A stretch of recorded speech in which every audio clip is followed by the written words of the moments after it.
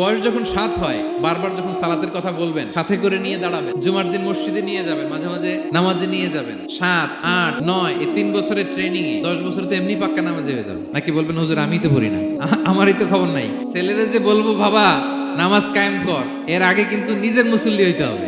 নামাজের ব্যাপারে no consideration, কোনো ছাড় নাই। সালাত আপনাকে পড়তেই হবে যে কোনো পরিস্থিতিতে। এজন্য 7 বছর বয়স থেকে বিশ্বনবী ওয়ার্নিং দিতে বলেছেন। 10 বছর বয়স হলে প্রয়োজনে রূঢ় আচরণ করো, শাসন করো, প্রয়োজনে মৃদু প্রহার করো। অনেক ফ্যামিলি আছে নিজেও নামাজি, ছেলে মেয়েদেরকেও নামাজের কথা বলে পড়ায়। জোহর পড়তে দেয়, আসর পড়তে দেয়, মাগরিব পড়তে দেয়, এশা পড়তে দেয়, ফজর পড়তে দেয় না। ফজর নিয়ে টেনশন নাই। কেন? আমার কলিজার টুকরা সন্তান ঘুমায় হুজুর, কাঁচা ঘুম কেমনে ভাঙাই। যেই বাবা মারা মনে করে সকালে কিভাবে ডাকি, উঠতে চায় না হুজুর, কাঁচা ঘুম কষ্ট হয়ে যায়। ফজরের সময় যদি আগুন লেগে যায় আপনার ঘরে, কি করবেন? আরেকটু ঘুমা, কাঁচা ঘুম। দুনিয়ার আগুন থেকে রক্ষা করার জন্য যেমনি ডাকেন, উঠায়া নিয়ে আসেন, জাহান্নামের কঠিন আগুন থেকে বাঁচানোর জন্য ফজরের সময়ও ডাকার দরকার আছে না নাই?